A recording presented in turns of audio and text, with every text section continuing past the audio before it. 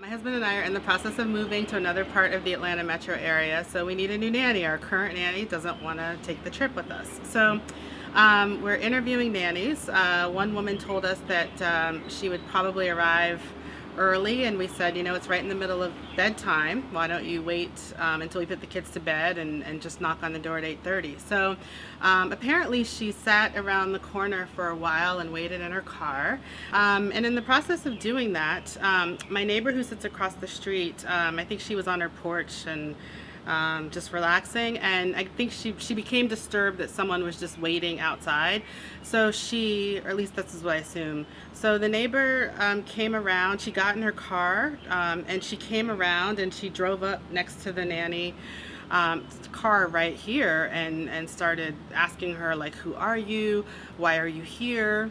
At some point when the nanny said, I'm interviewing for a nanny job, she said, I don't believe you, I know they're moving.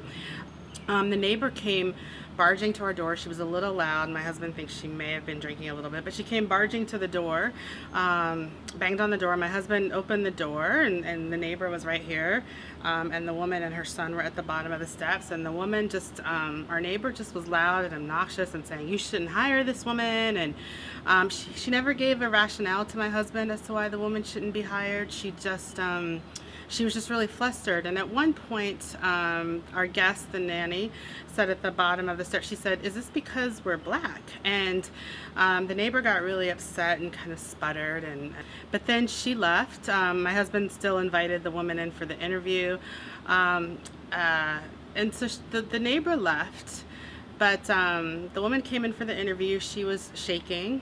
They talked about our dog to get some small talk out, to get past the jitters, but they were shaken. And at the end of the interview, my son's bedroom is right upstairs, I think right above the front door. I think he heard the commotion at some point. He got up and said, I don't want the police to come.